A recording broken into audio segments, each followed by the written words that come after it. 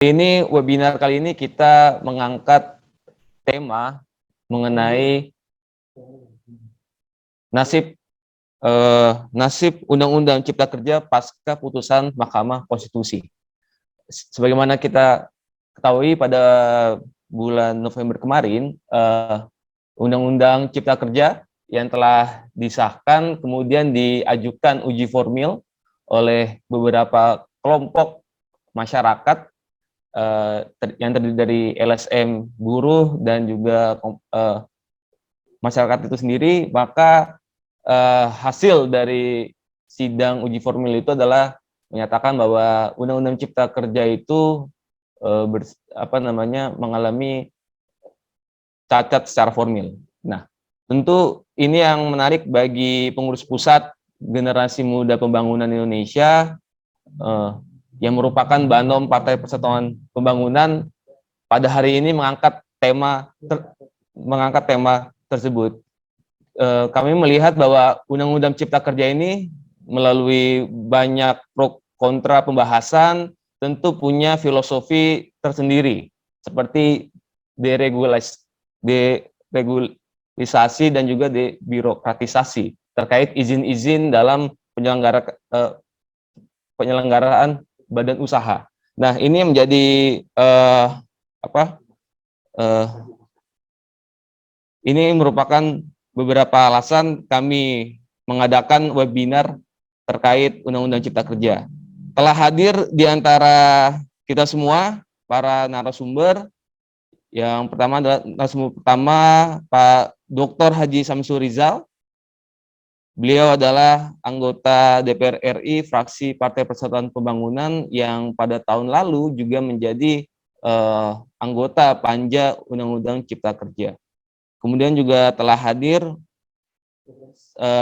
Wakil Ketua Umum PPGMPI, Bang Hendra Dinata, SHMH. Ini tentu adalah pakar hukum dari Universitas Jayabaya. Dan sampai saat ini beliau juga masih menjabat sebagai Wakil Rektor di Universitas Jayabaya. Selamat datang Bang, telah hadir. Terima kasih. Kemudian juga telah hadir bersama kita, kalau di Instagramnya ini @Pak_Dosen Sandi. Telah hadir bersama kita Bang Sandi Aditya. Bang Sandi Aditya ini salah satu dosen di Universitas Negeri Jakarta, dosen Fakultas Ekonomi, ya, dan juga beliau aktif dalam inkubator wirausaha di Universitas Negeri Jakarta. Jadi beliau juga sebagai pegiat UMKM dari kalangan mahasiswa. Terima kasih Bang sudah hadir, dan tentu sampai saat ini kita masih menunggu Bang Ade Irfan Pulungan, tenaga ahli utama kantor staf Presiden Republik Indonesia, yang memang tadi sudah izin ke kami, mungkin akan telat masuknya, tapi beliau akan hadir. Dan tentu akan hadir pula Ketua Umum PPGMPI, Bapak Haji Dr. Ahmad Bedowi. Ya. Nah, telah hadir bersama kita Ketum PPGMPI, Bapak Haji Ahmad Bedowi. Kita mungkin manggilnya Bang Awi gitu, karena ini kan generasi muda gitu ya, biar lebih muda terus. Sehat selalu Pak Awi, Bang Awi. Alhamdulillah, sehat.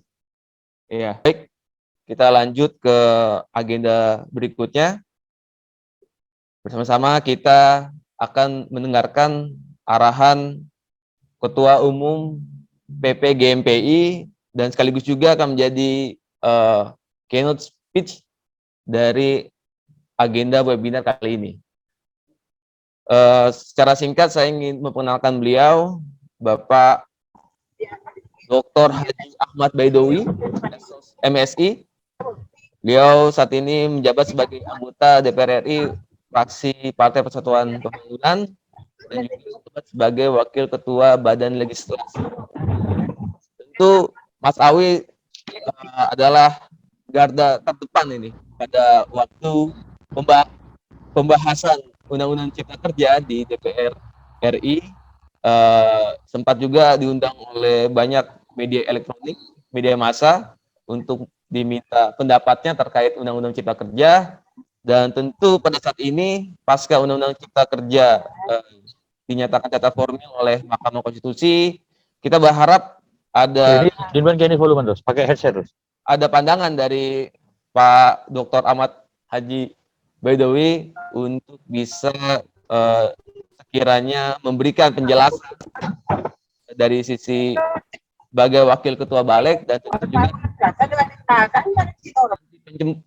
arah penyempurnaan Undang-Undang Cipta Kerja. Ya tentu pasti pasca reses ini akan segera dibahas. Silakan Pak Ketum bisa ini bisa dimulai paparannya. Terima kasih.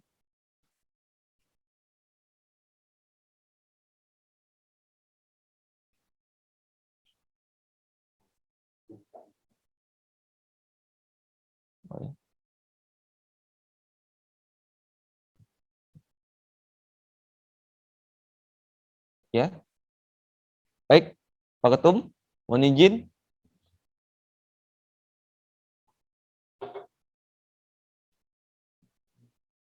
Siap. Udah. Ya. Yo, Assalamualaikum warahmatullahi wabarakatuh. Waalaikumsalam warahmatullahi wabarakatuh. Alhamdulillahirabbil alamin. Wassalatu wassalamu ala asrofil anbiya wal mursalin Sayyidina Muhammadin wa ala alihi wa sahbihi ajmain, amma ba'du. Yang kami hormati Bapak Samsul Rizal selaku anggota Badan Legislasi DPR RI yang waktu itu menjadi anggota Panja RUU Cipta Kerja. Yang kami hormati para narasumber lainnya, Pak Hendra Dinata, Wakil Rektor Universitas Jayabaya, Pak Sandi Aditya, akademisi dari Universitas Negeri Jakarta, salah satu pelaku UMKM, dan Pak Ade Irfan Pulungan SH, selaku tenaga ahli Kantor Staf Kepresidenan, dan saudara moderator Zaki Mahendra Zulkarnain, salah satu ketua pimpinan pusat GMPI bidang ketenaga kerjaan. Jadi memang pas kalau Zaki dan kawan-kawan ini mengadakan diskusi hari ini, temanya Cipta Kerja, tentang nasib Undang-Undang Cipta Kerja pasca putusan MK. Nah, kami di GMPI pun juga konsen terhadap isu-isu publik dan juga isu-isu yang menyangkut hajat hidup orang banyak. Kami menyampaikan permohonan maaf tidak bisa hadir secara fisik di kantor DPP karena kami sedang dalam perjalanan. Mudah-mudahan tidak mengurangi hikmatnya forum pada siang hari ini. Hadirin yang berbahagia, Undang-Undang Cipta Kerja ini merupakan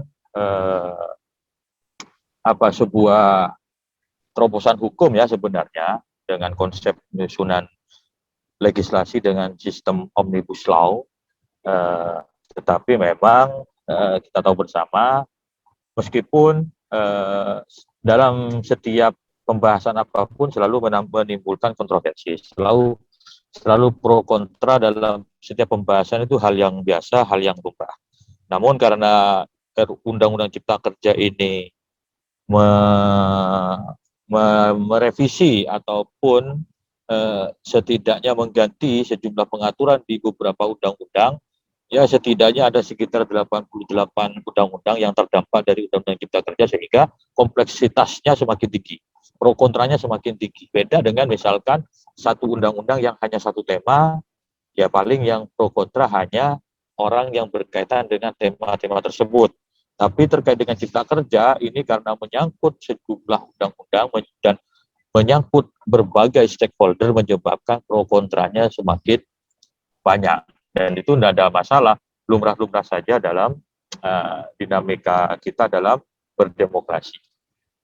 Perlu kami sampaikan bahwa memang ketika Undang-Undang Cipta Kerja diuji ke Mahkamah Konstitusi, kami mengapresiasi karena memang itulah langkah hukum yang konstitusional diatur oleh konstitusi kita.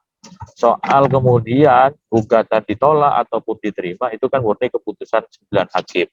Tapi yang jelas kami ketika membahas undang-undang ini, ketika membahas dan sudah publik, dan kami yakini itu sudah cukup. Termasuk juga membuka ruang diskusi tidak hanya di Balik tetapi juga di fraksi-fraksi di setiap fraksi. Namun kemudian Mahkamah Konstitusi menilainya masih kurang, sehingga dikatakan undang-undang ini inkonstitusional bersyarat, yang artinya undang-undang ini tetap berlaku selama 2 tahun ke depan dan tidak akan berlaku apabila tidak dilakukan perbaikan. Itu makna konstitusional bersyarat. Sebagai sebuah putusan Mahkamah Konstitusi yang bersifat final and binding atau final dan mengikat, maka kami menghormati itu. Karena apa boleh buat, itu sudah menjadi keputusan dari Mahkamah Konstitusi. Maka DPR yang dalam hal ini menjadi tempat pembahasan undang-undang bersama pemerintah tentu harus patuh dan taat terhadap putusan Mahkamah Konstitusi. Maka kemudian revisi Undang-Undang Cipta Kerja, meskipun istilah dari MK perbaikan, tetapi kita menggunakan istilah revisi yang memang diatur lazimnya di sebuah produk perundang-undangan, diatur di Undang-Undang 11 Undang-Undang 12 tahun 2011 dan Junto Undang-Undang 15 tahun 2019 tentang P3. Bukan Partai Persatuan Pembangunan, tapi Undang-Undang tentang pembentukan peraturan perundang-undangan. Di situ jelas bagaimana mekanisme revisi terhadap putusan Mahkamah Undang-Undang yang merupakan terdampak dari putusan Mahkamah Konstitusi. Sebenarnya revisi Undang-Undang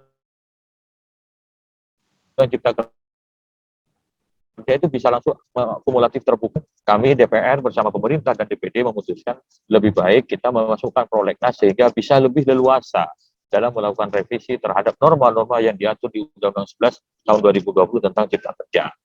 Namun sebelum itu, karena dari pendapat hukum Mahkamah Konstitusi juga menyebutkan bahwa terkait dengan mekanisme dan cantuan hukumnya itu perlu diatur mengenai penyusunan Omnibus Law Cipta Kerja. Mengenai pembahasan undang-undang yang bersifat Omnibus Law, maka kemudian kami berkeinginan Undang-Undang 15 tahun 2019 untuk Undang-Undang 12 tahun 2011 tentang P3 direvisi untuk mengakomodir perkembangan dinamika hukum yang rapat kerja DPR,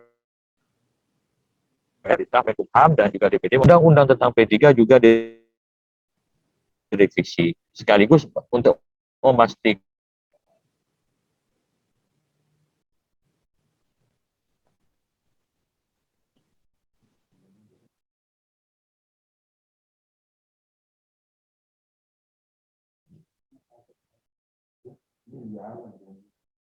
prioritas 2022. Mudah-mudahan nanti dalam pembahasannya bisa dilakukan awal masa sidang mendatang, sudah dibentuk AKD yang akan membahas apakah itu badan legislasi, apakah itu pansus, ataukah itu komisi, semuanya tergantung dari kesepakatan di rapat badan musyawarah.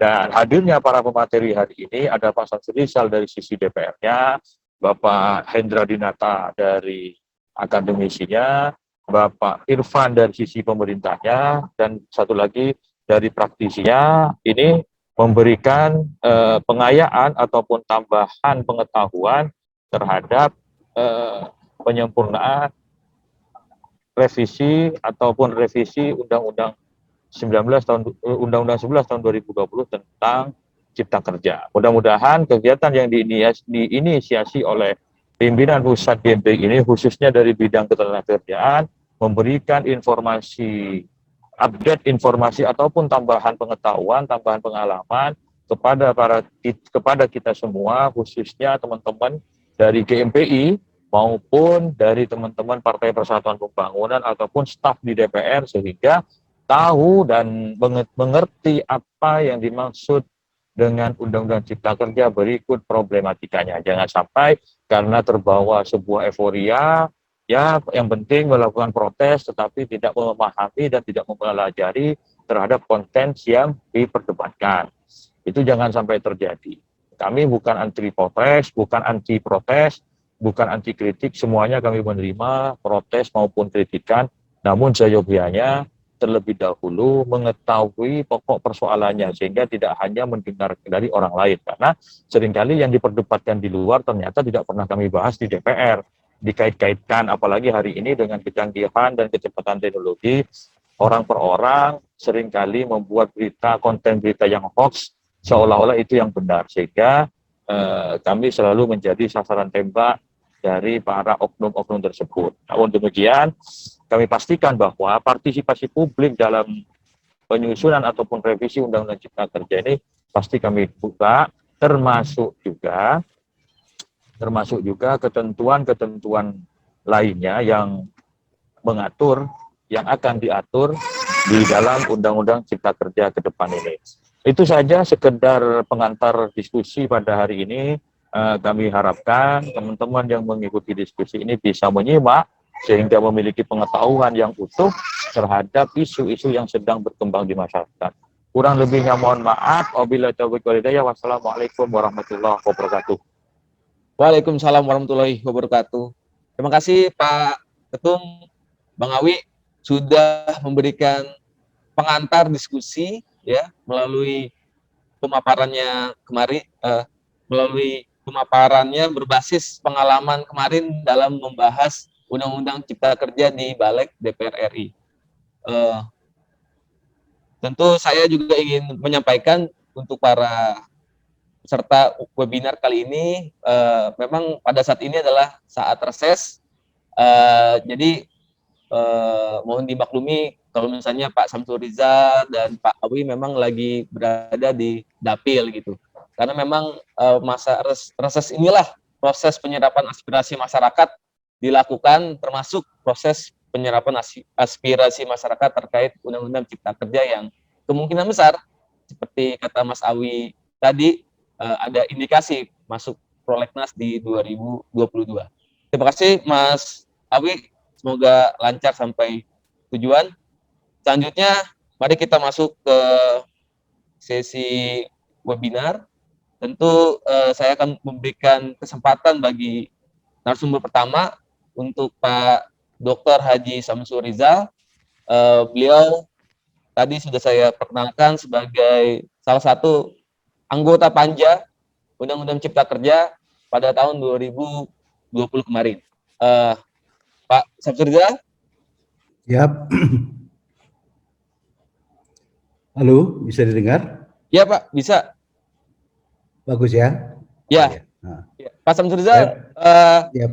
nanti mohon kami diberikan pemaparan terkait pembahasan Undang-Undang Cipta Kerja pada waktu itu, karena saya pikir undang-undang ini adalah undang-undang yang pertama ya menggunakan kaidah atau prinsip hukum omnibus law. Jadi banyak pro kontra dan tentu di Mahkamah Konstitusi juga ya pada akhirnya ada putusan-putusan seperti yang tadi disampaikan oleh Bapak Awi. Kami mohon pemaparannya, Pak. Silakan, Pak Samsul Rizal. Baik, Pak Zaki Mahendra Zulkarnain, Ketua Bidang Ketenagakerjaan dari GMPI. Bapak Ibu yang kami hormati, tentunya yang kita banggakan tadi dimintakan untuk menyebutkan Bang Awi, Ketum GMPI ini Gerakan Muda Pembangunan Indonesia yang telah berkreasi dan mengadakan pertemuan kita pada hari ini guna mendiskusikan soal apa yang sudah menjadi keputusan pada tanggal 25 November yang lalu oleh Mahkamah Konstitusi berkenaan dengan Undang-Undang Nomor 11 Tahun 2020 tentang Cipta Kerja. Menarik untuk didiskusikan dan kebetulan saya dipercayakan oleh fraksi Partai P3 dalam hal ini tentunya Mas Awik yang meminta saya duduk di dalamnya sebagai anggota panja pembahasan Undang-Undang Cipta Kerja tersebut. Yang kami hormati Bapak Hendra Dinata, Wakil Rektor Universitas Jayabaya. Kami senang beliau dapat hadir langsung pada hari ini. Kemudian Bapak Sandi Aditya sebagai tenaga pengajar Universitas Negeri Jakarta.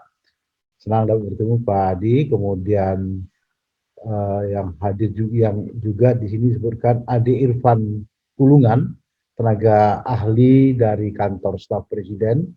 Mungkin beberapa saat lagi bisa hadir bersama kita. Rekan-rekan sekalian, para peserta webinar pada hari ini, bersyukur kita kepada Yang Maha Kuasa, alhamdulillah kita semua berada dalam keadaan sehat walafiat. sebagai salah satu uh, banom GMPI dari P3 Partai Persatuan Pembangunan. Kami mengajak kepada kita sekalian untuk menyampaikan selawat dan salam untuk junjungan Nabi besar kita Nabi Muhammad SAW. Saya mengucapkan Allahumma sholli ala Muhammad wa ala alihi wa sahbihi ajmain. Pak Zaki mohon berkenan, barangkali kalau nanti saya kepepet waktu, saya mohon dapat izin sedikit tambahan waktu karena 20 menit.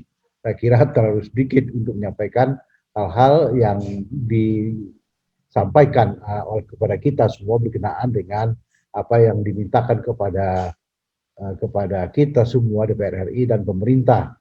Bagaimana yang disampaikan oleh Mas Sawi tadi, Mahkamah Konstitusi memberlakukan bahwasanya Undang-Undang Cipta Kerja ini sebagai undang-undang yang inkonstitusional bersyarat selama 2 tahun ke depan bila mana tidak ada perbaikan beberapa hal yang disampaikan oleh beberapa pandangan dari banyak pihak berkenaan dengan undang-undang ini. Karena itu izinkan saya terlebih dahulu menyampaikan kenapa kita mesti melahirkan satu macam kajian dengan bentuk omnibus law. Sepintas kami dapat memberikan gambaran tentang kondisi perekonomian Indonesia, kondisi yang ada di tanah air ketika itu, dan hampir barangkali sampai dengan saat ini kondisi itu masih terasa juga sangat memberatkan keadaan kita di tanah air berkenaan dengan adanya COVID juga. Ini semakin menjadikan kita bangsa Indonesia tetap terus perlu berjuang keras guna menyambut apa yang menjadi tantangan kita ke depan. Kita tahu bahwa tingkat pengangguran di Indonesia sampai dengan saat ini masih sangat tinggi dengan ada 6.888 juta penganggur yang ada di tanah air, yang diperkirakan akan menyusul setiap tahunnya dengan 3,5 juta pengangguran yang ada di tanah air. Kondisi memang menjadi sangat memberatkan beban pemerintah, terutama beban ekonomi. Kemudian pengangguran ini disebabkan karena satu diantaranya adalah iklim investasi yang ada di tanah air itu masih sangat belum mendukung untuk penciptaan lapangan kerja baru. Nah, akibatnya apa yang kita sebut dengan easy of doing business, tingkat kemudahan berusaha di Indonesia itu masih pada tingkat di atas, kita masih paling tinggi, berada pada peringkat 73 dari sekian banyak negara di dunia yang easy of doing business-nya, tingkat kemudahan berusahanya itu masih sangat tinggi. Kita berharap kita dapat maju kepada tingkat 50-an, itu yang kita harapkan dengan secara berangsur kita terapkan undang-undang Undang-Undang Nomor 11 tahun 2020 ini. Kemudian apa yang kita ketahui tentang peraturan perundangan Indonesia, masih adanya benturan peraturan perundangan antar kementerian dengan kementerian, antara kementerian dengan lembaga, itu juga dengan antara pemerintah pusat dengan pemerintah daerah, dan benturan-benturan ini nyaris membuat orang tidak mau berusaha di Indonesia, orang tidak mau berinvestasi di Indonesia karena dipandang tidak efisien dan dipandang juga sebagai hyper regulation, regulasi yang terlalu berlebihan yang diatur oleh banyak pihak yang menurut kami koordinasinya kurang begitu baik. Dan antara undang-undang sektoral ini masih juga selalu berbenturan dengan undang-undang lembaga lainnya yang kami katakan tadi. Dan inilah yang menyebabkan kenapa orang malas berusaha di Indonesia. Ketika negara itu tidak ada pihak yang mau menanamkan modalnya di negeri tersebut, maka dikhawatirkan jumlah pengangguran semakin tinggi. Makanya undang-undang ini sebenarnya undang-undang Cipta Kerja, berharap dengan ada undang-undang ini akan ada penciptaan lapangan kerja. Oleh karena itu tidak bisa tidak, kita mesti memberikan semacam kemudahan kepada pihak penanam modal. Saya bercontoh sepintas seperti sering yang diberikan gambaran kepada kita. Ada 33 perusahaan besar yang ada di Cina sana yang dimiliki oleh pihak beberapa negara di Eropa dan di Amerika. Mereka memindahkan lokasi usahanya dari negeri Cina, dan isu itu berkembang pesat.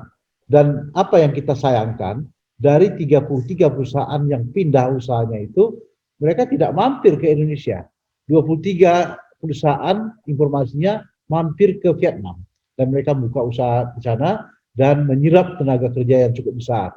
Dan apa yang kita ketahui juga, yang di antara mereka itu ada yang mampir dan buka usaha di Thailand, di Laos, di Malaysia, di Singapura, dan lain sebagainya.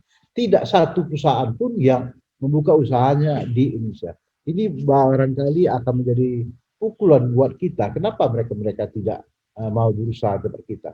Di samping itu, peraturan-peraturan undangan yang ada di tanah air ini juga masih ada dan bertentangan banyak dengan apa yang sudah dibuat oleh dan sudah diberlakukan oleh WTO, World Trade Organization di Swiss sana. Dan kita pernah bicara dengan mereka via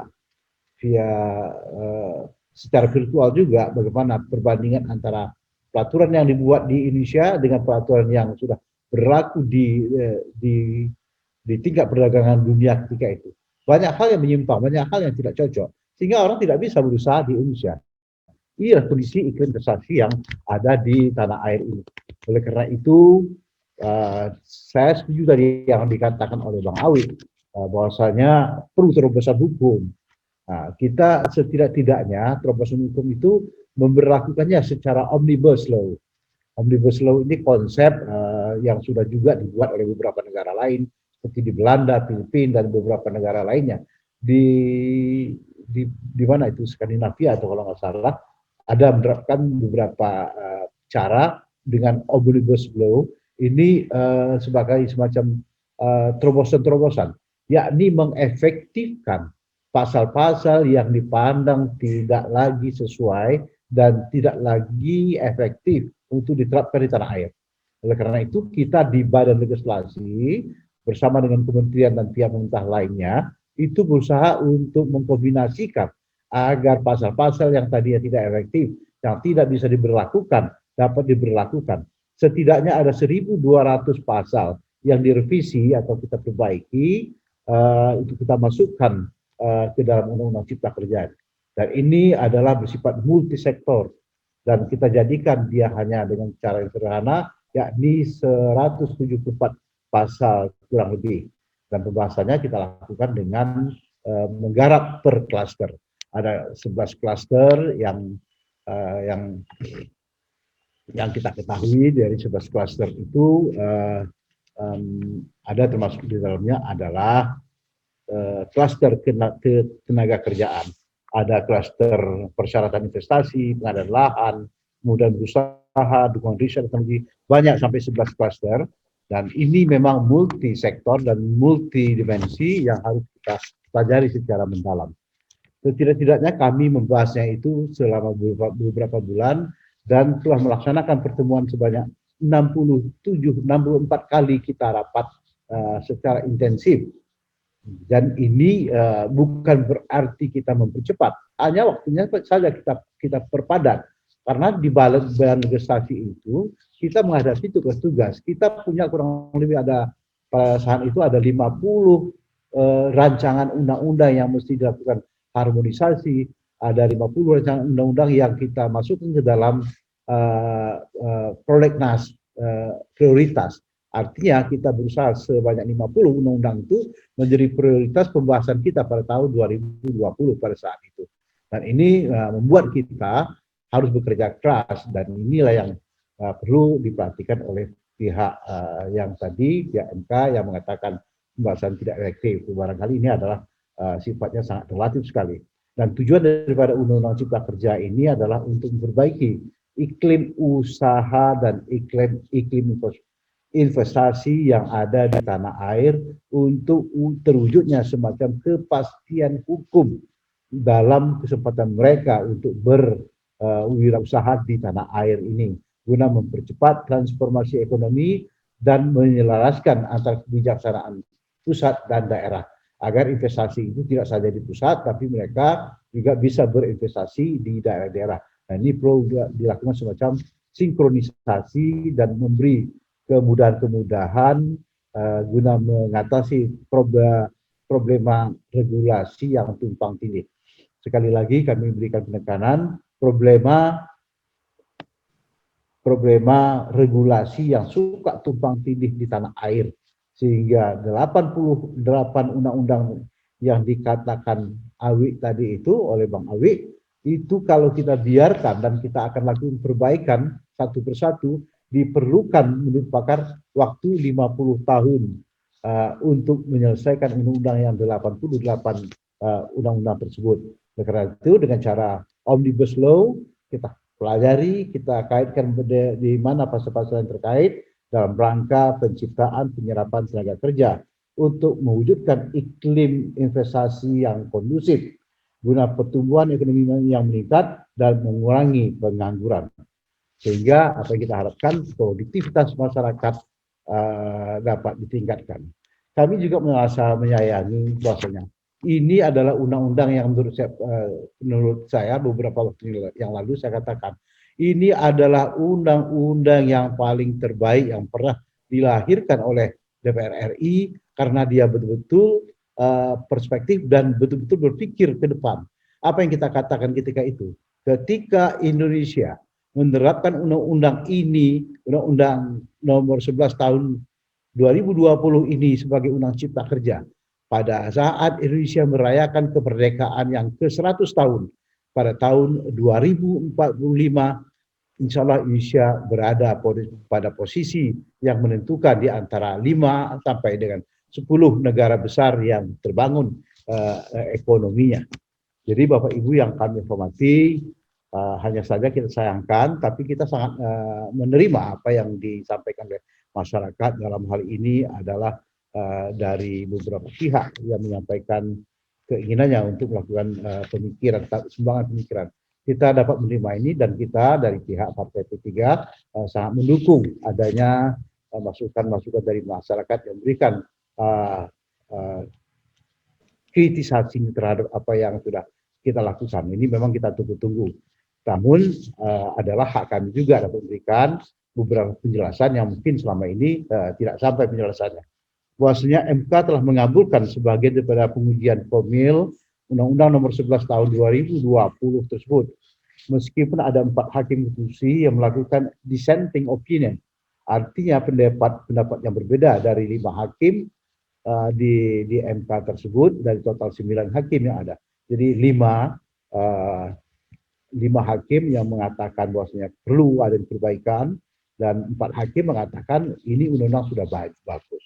Namun kita dapat menerima apa yang sudah menjadi amar putusan final MK yang menyatakan bahwa Undang-Undang Nomor 11 Tahun 2020 tentang Cipta Kerja dinilai cacat formil dan inkonstitusional bersyarat dengan menentukan beberapa implikasi atas berlakunya undang-undang tersebut. Sebab menurut MK, proses penyusunan undang-undang tersebut tidak memenuhi azas metode atau standar baku sistematika dari proses penyusunan undang-undang. Sebagaimana yang dilontarkan oleh Migrant Care, Badan Koordinasi Kerapatan Adat Negeri Sumatera Barat, Mahkamah Adat Minangkabau, ataupun ada pihak-pihak lain tadi dikatakan dari pihak buruh yang menyampaikan beberapa pandangannya. Tapi yang menyebutkan bahwa pembentukan undang-undang ini tidak memberi ruang partisipasi kepada masyarakat secara maksimal. Oleh karena itu pada kesempatan yang berbahagia ini saya, sebagaimana yang dikatakan oleh Bang Awi tadi, sebagai anggota Panja yang ditunjuk oleh Partai P3 ini, dan saya sebagai anggota perumus dari undang-undang ini, dan sebagai anggota tim sinkronisasi, perlu menyampaikan bahwasanya dunia saat ini sudah bukan lagi dunia dulu. Dunia sekarang sudah borderless, dunia sekarang sudah tidak bertepi, dunia sekarang sudah bergerak begitu cepat. Apa yang terjadi di Amerika dalam detik yang sama kita bisa saksikan juga di Indonesia. Apa yang terjadi pada pertandingan di Singapura beberapa jam yang lalu, apa yang kita saksikan Indonesia dibuat malu dengan 4-0, itu kita saksikan dalam tempo yang hanya berbeda beberapa detik saja. Inilah dunia teknologi. Oleh karena itu, ketika kita melakukan pembahasan undang-undang ini, kita sudah melakukan rapat secara terbuka dan itu disiarkan oleh TV Parlemen. Setiap kata-kata kita, ucapan-ucapan setiap anggota tim itu sudah diekspos oleh pihak-pihak pengekspos di media sosial, begitu juga dengan TV parlemen. Dan itu sudah melibatkan partisipasi publik untuk mereka bersama-sama membahas klaster ketenagakerjaan khususnya pada pembahasan ketika itu. Begitu juga dikatakan undang-undang ini menutup ruang partisipasi publik. Saya kira barangkali ini adalah sangat relatif sekali, tapi walaupun begitu kita tetap menerima pandangan yang sudah disampaikan oleh pihak Mahkamah Konstitusi tersebut. Tapi adalah hak kami juga dari anggota balik menyampaikan beberapa hal, terutama maksudnya ini adalah sangat relatif sekali kalau dikatakan kita sangat tertutup. Padahal kita sudah sebutkan kita membuat pertemuan dengan tim tripartit itu beberapa kali, yakni begitu juga dengan para kadin, ketika kita mendiskusikan hal-hal yang berkaitan dengan kepentingan para pekerja ketika itu. Nah, itu kita lakukan pada tanggal 8 sampai dengan 23 Juli. Catatannya dari sama saya, tahun 2020 yang lalu. Jadi, ada keinginan Undang-Undang Cipta Kerja ini diharapkan menjadi bagian dari upaya pemulihan ekonomi nasional. Jadi, inilah bagian daripada pengorbanan masyarakat yang kami katakan. Kita tidak berarti melakukan keberpihakan kepada para pengusaha. Tapi yang mesti kita ingat adalah bahwasanya dunia atau iklim investasi di Indonesia memang sangat-sangat membuat orang tidak mau datang ke Indonesia, dan ketika itu terjadi adalah sesuatu yang sangat mustahil bisa kita menciptakan peluang-peluang kerja. Penciptaan peluang kerja dalam dunia ekonomi, dalam dunia perburuhan tidak bisa diwujudkan tanpa ada investasi yang besar dari pihak luar atau minimal dari usaha kecil dan menengah.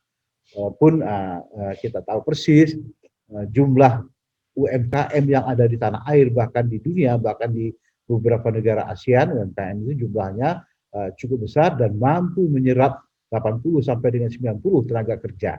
Tapi sumbangan gaji yang diberikan belum dapat menambah atau menumbuhkan besaran daripada gross domestic bruto, walaupun jumlah pekerja yang diserap oleh tenaga kerja UMKM itu sangat besar. Jadi ada beberapa isu yang ketika itu dikatakan oleh pihak-pihak menyampaikan isu tersebut adalah soal kontrak tanpa batas, hari libur yang dipangkas, kemudian aturan pengupahan, sanksi tidak bayar upah dihapus, dan hak mohon PHK juga dihapus, kemudian perjanjian kerja waktu tertentu juga tidak jelas. Nah, untuk itu dapat kami sampaikan sepintas di dalam waktu yang sangat terbatas ini. Mohon kami Pak Zaki, ya, saya dapat izin sedikit tambahan waktu. Bahwasanya isu upah minimum itu Pak Zaki dan Bapak semua sebagaimana diatur detail dalam pasal di 6 pasal itu, pasal 88, 8C, 8D, 90, 90A, 90A, bahwasanya upah minimum itu sudah ditetapkan dan dipertimbangkan pertumbuhan dan instalasi, dan kita sudah sepakat ketika itu bahwasanya upah minimum itu tidak akan diturunkan dari yang sudah ditetapkan semula, dan ini yang kita berikan penekanan. Begitu juga isu tentang pesangon turun. Bahwasanya faktanya perubahan pasal 156 dari Undang-Undang Existing itu, bahwasanya formula pesangon itu ada yang baru, yakni kita berikan 25 kali dari gaji semula. Walaupun dalam undang-undang yang lama itu 32 kali. Tapi yang kami ketahui datanya 32 kali tidak efektif dan tidak pernah diberikan. Dan kita memberikan penekanan 25 kali itu didapat dari tunjangan jaminan kehilangan pekerjaan 9 kali dan 16 kali itu dari perusahaan. Dan ini kita berikan penekanan.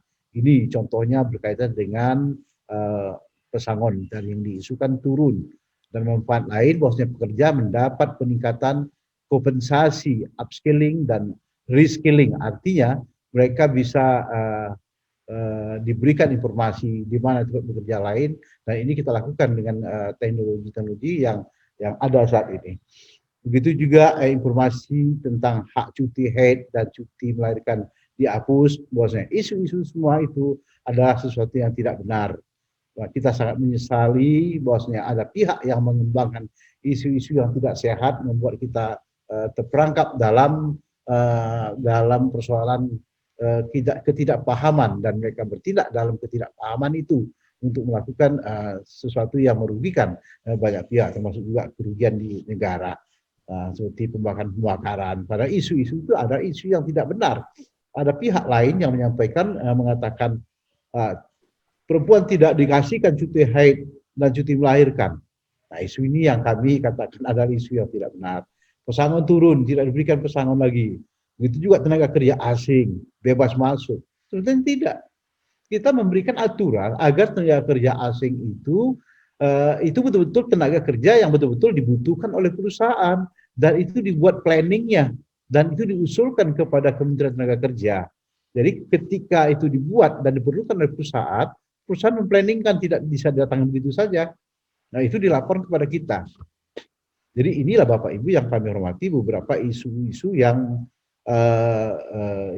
sumbang yang dikatakan oleh Mas Sawi tadi itu adalah isu-isu hoak yang dimanfaatkan oleh pihak lain untuk hal-hal yang tak berguna dan merugikan kita bersama. Kemudian isu outsourcing diganti dengan kontrak seumur hidup dan tidak mendapat jaminan pensiun. Nah, padahal faktanya baik itu outsourcing yang tetap maupun jaminan perlindungan upah, semuanya kita tingkatkan kesejahteraan mereka. Hak pekerja harus dilindungi apabila terjadi penggantian perusahaan outsourcing. Kita sudah sebutkan dalam bila mana ada pergantian dan pemindahan tempat tugas dari satu perusahaan ke perusahaan yang lain, itu dijamin kesejahteraan mereka. Begitu juga ada isu waktu kerja yang eksploitatif, artinya perusahaan itu berhak melakukan eksploitasi terhadap tenaga kerja kita. Nah, yang perlu diketahui oleh masyarakat, kita anggota balik ini kan warga negara Indonesia, putra-putra bangsa juga. Masa kita mau dan membiarkan dalam undang-undang itu ada pengaturan eksploitasi terhadap para pekerja kita? Itu ada sesuatu yang tidak mungkin. Kita akan teriak, apalagi partai ketiga, pasti akan berteriak. Itu dipastikan. Oleh karena itu pasal-pasal yang menyebutkan isu itu adalah isu semata dan itu tidak benar. Ya, jadi kami perjelaskan itu diatur sebagaimana diatur dalam pasal 77, 79, pasal tentang contoh e-commerce juga diatur. Dan sudah kita kaitkan bagaimana ke depan ini kita mesti menyesuaikan dengan transformasi digital. Maksudnya dunia sekarang sudah tidak mesti menyesuaikan dengan kondisi itu. Dan kita harap sebagaimana diatur dalam Perpres nomor 95 tahun 2018, pemerintah sudah memerintahkan kepada kita agar perlu penyelenggaraan pelayanan publik itu berbasis elektronik. Jadi ini tidak lepas dari bagaimana kita menghendaki agar pekerja kita juga memahami persoalan ini dan perusahaan juga melakukan ini secara terbuka. Dan bila mana ini bisa diwujudkan, pasti tak ada sesuatu yang bisa kita sembunyi. Kita bisa bicara dan bisa kita ungkap semuanya dalam data-data elektronik dan informasi-informasi yang bersifat elektris. Begitu juga isu AMDAL. Ini kita tetap mengatur. Maksudnya AMDAL tidak berubah dari prinsip-prinsip pengaturan sebelumnya. Dan banyak juga hal-hal lain, proses AMDAL ini yang menyebabkan terjadinya AMDAL berdampak buruk kepada kondisi lingkungan tanah air. Saya kira ini sudah tidak benar lagi, karena itu isu-isu yang terlalu dibuat-buat terkait dengan lingkungan hidup ini. Kami hanya waktunya tak bisa kami sampaikan bagaimana sebaiknya AMDAL ini kita jelaskan. Tapi yang jelas kami tidak membiarkan ketika perusahaan melakukan kegiatan-kegiatan usaha dan ini mesti diperlukan AMDAL sebagaimana diberlakukan dalam Undang-Undang Lingkungan Hidup. Dan kita tetap berpedoman kepada Undang-Undang Nomor 13 Tahun 2003 berkenaan dengan tenaga kerja. Dan yang paling menarik itu adalah bagaimana keberpihakan Undang-Undang Nomor 11 Tahun 2020 ini tentang Cipta Kerja keberpihakan kita kepada usaha mikro dan usaha kecil yang ada di tanah air. Kita tahu persis ini jumlahnya tidak sedikit, tapi investasi yang mereka lakukan masih sangat kecil. Oleh karena itu, pihak UMKM ini kita berikan dukungan insentif bagi usaha besar untuk bermitra dan berintegrasi dengan UMKM tadi. Ini salah satu upaya yang kita lakukan, dan kita memberikan perizinan berusaha untuk UMKM hanya dengan cukup melakukan pendaftaran saja. Begitu juga dengan yang insentif fiskalnya dan pembiayaan untuk misalnya penyediaan dana untuk produk halal, dan ini kita tidak pungut biayanya. Layanan bantuan perlindungan hukum untuk UMKM juga kita masukkan dalam undang-undang itu. Biaya sertifikat halal ini juga ditanggung oleh pemerintah. Kerjasama dengan koperasi, dibentuk paling sedikit dengan 9 anggota. Ya, ini kita berikan juga untuk para koperasi kita. Pokoknya di dalam undang-undang ini kita memberikan peluang yang begitu besar kepada masyarakat kita untuk bersama-sama membangun negeri yang kita cintai ini, untuk berperan dalam penciptaan peluang kerja. Bapak Ibu yang kami hormati dan Ketua GMPI yang kami banggakan, Bang Awi, Ketua Umum GMPI, dan Bapak Hendra Dinata dan Adik Sandi Aditya dan Adik Irfan, sampai kepada kami untuk sedikit menyimpulkan bahwasanya pasal-pasal yang diatur di dalam Undang-Undang Cipta Kerja yang sudah kita susun ini tidak dimaksudkan untuk semata-mata kita memberikan keberpihakan kepada pengusaha, namun yang patut kita berikan penekanan bahwasanya penyusunan undang-undang ini dimaksudkan untuk penciptaan iklim usaha agar pihak-pihak yang mau berusaha di tanah air ini, baik itu dalam negeri, yang datang dari dalam negeri, maupun yang datang dari luar negeri, mau menginvestasikan modalnya di tanah air. Dan hal ini sangat diperlukan untuk kita, karena tingkat kemudahan berusaha di Indonesia, atau kita sebut dengan easy of doing business di Indonesia ini, masih pada tingkat yang jauh dari kedekatan dengan para pengusaha. Dan inilah yang membuat kenapa 33 perusahaan besar tadi itu tidak satu pun yang mau menanamkan modal di dalam negeri. Kita patut bersedih. Padahal berapa jumlah tenaga kerja seperti yang dilakukan di Vietnam, mereka mau berinvestasi di Vietnam. Bayangkan 23 perusahaan, berapa tenaga kerja yang terserap ketika mereka buat pabrik ini, buat pabrik itu, dan buat pabrik ini, pabrik itu. Dan ini yang patut menjadi pertimbangan kita bersama, dan kita mendukung tadi apa dikatakan, apa yang sudah dibuat oleh Mahkamah Konstitusi untuk kita perlu meninjau dari pasal-pasal yang sedang diusulkan mereka. Tapi kami dari Badan Legislasi mengatakan ini sebetulnya sudah optimal dari apa yang sudah kita usahakan, dan kita tentunya tidak pula terlalu mudah untuk begitu saja merubah apa yang sudah diusulkan oleh pihak-pihak, karena keberpihakan kita tadi kami katakan bukan semata-mata keberpihakan kepada pengusaha, tapi ada kepentingan sebalik itu, dan justru feedbacknya akan diterima oleh masyarakat luas di seluruh tanah air. Karena Undang-Undang Cipta Kerja ini dimaksudkan untuk memperluas penciptaan peluang kerja di Republik Indonesia ini. Dengan demikian kita berharap 3,5 juta tenaga kerja yang muncul setiap tahunnya bisa kita serap semaksimal mungkin, dan insya Allah pada tahun 2045 di saat kita merayakan ulang tahun ke-100 Indonesia Merdeka, kita sudah bisa sejajar dengan beberapa negara lainnya yang sudah maju ekonominya, dan jumlah pengangguran kita bisa kita tekan jauh di bawah. Kalau perlu kita zero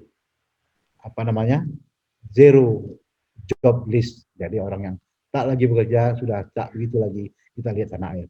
Bapak Ibu yang kami hormati, kita siap laksanakan perbincangan ini untuk meningkatkan pemahaman kita bersama. Demikian yang dapat kami sampaikan, waktunya sudah agak lewat. Terima kasih atas perhatian kita bersama. Mohon maaf atas segala kekurangan. Bila taufiq wal hidayah. Wassalamualaikum warahmatullahi wabarakatuh. Waalaikumsalam warahmatullahi wabarakatuh. Terima kasih atas pemaparannya Pak Samsul Rizal.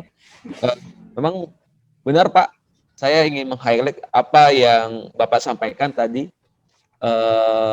terkait putusan Mahkamah Konstitusi, ya, bahwa ada 4 hakim MK yang sebenarnya lebih condong bahwa Undang-Undang Cipta Kerja ini secara filosofis dan sosiologis itu sudah sesuai dengan Undang-Undang Dasar 1945, terutama ini untuk menyelesaikan problematika yang tadi Bapak sampaikan terkait regulasi dan penyederhanaan regulasi izin usaha. Ini kan adalah usaha yang dibentuk oleh DPR bersama pemerintah. Namun memang 5 hakim lainnya lebih condong menyampaikan bahwa Undang-Undang Cipta Kerja ini secara metode ataupun cara pembentukannya ya bisa dianggap tergesa-gesa ataupun tidak kurang baku atau tidak sesuai standar. Nah, oleh karena itu mari kita dengarkan ini pemaparan dari narasumber yang kedua, Bang Hendra Dinata, yang saat ini menjabat sebagai Wakil Ketua Umum PPGMPI dan juga Wakil Rektor Universitas Jayabaya. Yang kami ketahui Bang Hendra Dinata ini adalah salah satu profesional di bidang hukum yang tentunya kita bisa mendengarkan secara utuh bagaimana sih pandangan seorang akademisi di bidang hukum ini melihat bahwa Undang-Undang Cipta Kerja dinyatakan sebagai inkonstitusional bersyarat dan ini merupakan uji formil pertama yang dikabulkan sebagian oleh Mahkamah Konstitusi. Pada Bang Hendra Dinata kami persilakan. Silakan Bang. Baik, terima kasih Pak Moderator yang ganteng, Jaki Mahendra. Bismillahirrahmanirrahim. Assalamualaikum warahmatullahi wabarakatuh. Alhamdulillahirabbil alamin wassalatu wassalamu ala asyrofil anbiya'i wal mursalin wa ala alihi washabihi ajmain amma ba'du. Yang terhormat, dengar ya Pak? Dengar, bagus sekali. Bang, siap. Yang terhormat Ketua Umum PPGMPI Mas Awi, yang saya hormati juga Pak Dr. Haji Samsul Rizal selaku anggota Dewan DPR RI dari Fraksi P3 sekaligus panja Undang-Undang Cipta Kerja, Mas Sandi Aditya selaku akademisi dari UNJ dan pelaku UMKM, serta Abangda Ade Irfan Pulungan, tenaga ahli kantor staf Presiden. Dan yang saya hormati Bapak Ibu peserta webinar serius PPGMPI tentang Undang-Undang Cipta Kerja pasca putusan MK. Izinkan saya menyampaikan slide mungkin.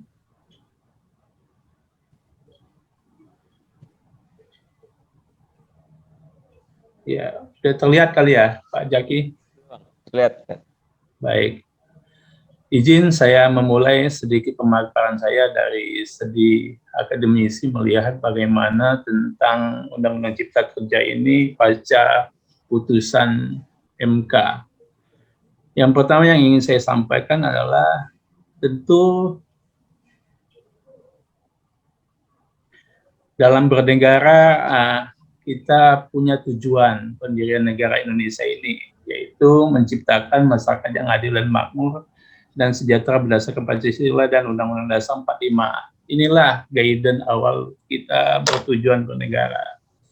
Terus yang kedua yang ingin saya sampaikan adalah dengan terpilihnya Presiden Jokowi periode kedua, itu Presiden punya visi, 1, penciptaan lapangan pekerjaan, 2, peningkatan investasi, dan 3, peningkatan produktivitas.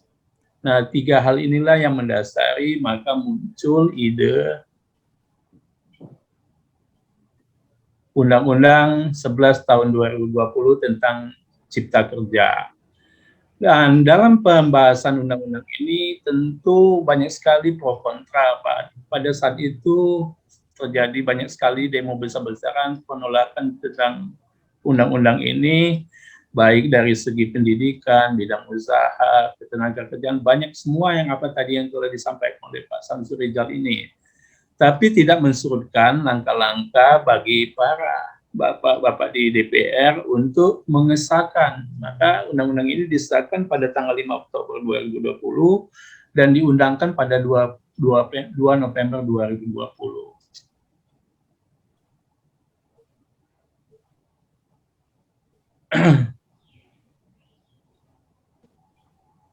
Nah, tujuan Cipta Kerja ini sebenarnya saya melihat dari sisi tujuannya sangat mulia ya. Yaitu pertama, kemudahan, perlindungan, pemberdayaan UKM serta kooperasian, peningkatan ekosistem investasi, kemudahan berusaha, 4, peningkatan perlindungan dan kesejahteraan pekerja, dan investasi pemerintah pusat percepatan proyek strategi nasional. Itu tujuannya. Terus yang ketiga, secara manfaat, tadi apa yang disampaikan oleh juga Pak Samsur Rizal, bahwa ada penyederhanaan dan penyelesaian regulasi dan perizinan, sehingga ini bisa memungkinkan untuk satu atap dan untuk men-searching pencapaian investasi yang berkualitas. 3, menciptakan lapangan kerja yang berkualitas dan kesejahteraan pekerja secara berkelanjutan dan pemberdayaan UMKM tadi. Nah, itu manfaat dari Undang-Undang Cipta Kerja. Proses pembuatan tadi memang secara legal standing DPR sesuai dengan dasar hukumnya pasal 20 dan 21, pemerintah pasal 5 pasal 20, DPD pasal 20 dan pasal 22, ya kan. Selain dasar hukum tersebut di atas, ketentuan undang dasar yang dijadikan dasar hukum adalah pasal yang memerintahkan langsung untuk membentuk undang-undang. Pasal dan beberapa pasal undang-undang yang materinya dijabarkan lebih lanjut dalam undang-undang yang dibentuk. Maksudnya apa? Secara legal standing, memang pembuatan pembentukan undang itu ada di Badan Legislasi Nasional. Artinya kesepakatan antara pemerintah dan DPR untuk menetapkan undang-undang dan dimasukkan dalam lembaran negara. Apa yang poin penting dalam undang-undang itu? Ada tinjauan 3 aspek yang perlu dicermati betul oleh pembuat undang-undang, yaitu aspek filosofis yang menggambarkan tentang peraturan yang dibentuk harus mempertimbangkan pandangan hidup, kesadaran, dan cita hukum dengan kriteria mencerminkan keadilan secara proporsional bagi setiap warga negara, mencerminkan perlindungan dan penghormatan HAM serta harkat dan martabat setiap warga negara dan penduduk Indonesia secara proporsional. Tinjauan aspek yuridis dalam masyarakat melalui jaminan kepastian hukum yang menggambarkan bahwa peraturan yang dibentuk mengatasi masalah hukum dan mengisi kekosongan hukum dengan mempertimbangkan aturan yang telah ada. Yang B, peraturan yang dibentuk akan mengubah, peraturan yang dibentuk akan dicabut. Nah, tinjauan aspek sosiologis yaitu menggambarkan pertimbangan bahwa peraturan yang dibentuk memenuhi kebutuhan masyarakat dan berbagai aspek, misalnya harus memperhatikan keragaman penduduk, agama, suku, golongan, kondisi, khusus daerah serta budaya, kehidupan masyarakat, berbangsa dan bernegara. Tidak boleh membuat hal yang bersifat membedakan berdasarkan latar belakang, antara lain agama, suku, ras, golongan, gender, dan sosial. Yang C, harus berfungsi untuk memberikan perlindungan untuk menciptakan ketentraman masyarakat. Nah, mungkin dari putusan yang disampaikan oleh putusan MK itu, poin yang sosiologis inilah yang mungkin belum tereksplorasi dengan baik. Saya melihatnya seperti itu. Kenapa hal ini saya lebih tekankan di aspek sosiologis? Karena telah banyaknya keberatan dari masyarakat, baik itu kelompok, LSM maupun masyarakat pekerja, yang ujung-ujungnya akhirnya melakukan judicial review. Artinya, ketika proses pembuatan Undang-Undang Cipta Kerja ini tentu tidak banyak melibatkan aspek dari sosiologis, yaitu khususnya masyarakat. Gitu. Nah, bagaimana pandangan hukum Bagaimana pandangan dari sisi hukum politiknya? Karakter produk hukum ditentukan imbangan kekuatan inovasi politik yang melahirkannya.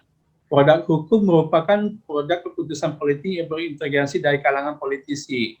Kegiatan legislasi dilakukan oleh badan legislasi sehingga dapat dijadikan alat kekuasaan. Perkembangan hukum itu selalu bergantung pada perkembangan politik itu sendiri. Jadi poin politik di sini agak mendominasi dalam pembentukan suatu undang-undang, di samping emang dari pembahasan dari aspek sosiologis tadi.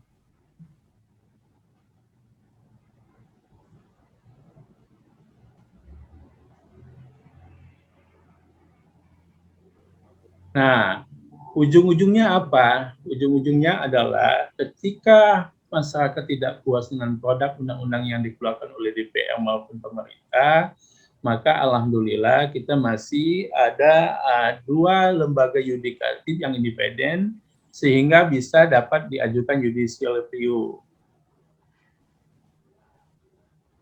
Nah, Undang-Undang 1211/2020 ini diajukan dan diputuskan oleh MK dengan nomor 98 PU 18 tahun 2020. Dalam putusannya itu ialah bersifat inkonstitusional bersyarat dan diberi waktu untuk revisi selama 2 tahun. Artinya undang-undang ini diberikan waktu untuk revisi selama 2 tahun tentang proses pembuatannya.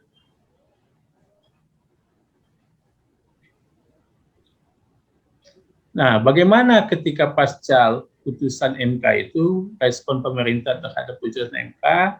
Nah, seluruh berdasarkan rilis konferensi pers di Istana Merdeka pada tanggal 29 November pada hari Senin, seluruh peraturan pelaksanaan Undang-Undang Cipta Kerja yang ada saat ini masih tetap berlaku. Saya pastikan para pelaku usaha dan para investor dari dalam dan luar negeri sedang dan proses akan tetap aman dan terjamin. Sekali lagi saya pastikan pemerintah menjamin keamanan dan kepastian investasi Indonesia. Yang ketiga, pemerintah menghormati dan segera melaksanakan putusan MK nomor 1 PUU 18 tahun 2020 memerintahkan para Menko dan para terkait untuk segera menindaklanjuti putusan itu secepat-cepatnya. Komitmen pemerintah dan komitmen dia sendiri terus menjalankan agenda reformasi struktural deregulasi dan birokratisasi, kepastian hukum dan dukungan pemerintah untuk kemudahan investasi dan berusaha akan terus saya pimpin dan saya pastikan. Artinya apa? Walaupun ada keraguan yang disampaikan dari statement pemerintah ini, ingin memastikan bahwa investasi harus tetap berjalan dan dijamin secara kepastian hukum. Hal ini, kenapa ini harus dilakukan oleh pemerintah? Karena berkaitan bahwa Indonesia terikat dengan keanggotaan di WTO. Nah, keingatan dengan WTO itu sejak tahun 94, Indonesia telah meratifikasi dengan Undang-Undang Nomor 7 tahun 94. Dengan perjanjian tersebut, keterikatan Indonesia dalam kesepakatan WTO telah membawa Indonesia ke globalisasi ekonomi dan berdagang bebas. Maka berdampak pada 4 bidang, yaitu ekspor, impor, penanaman modal, dan ketenagakerjaan. Maka dari itu, maka wajar kalau pemerintah memberikan kepastian hukum kepada para investor, baik yang mau menanamkan modalnya di Indonesia.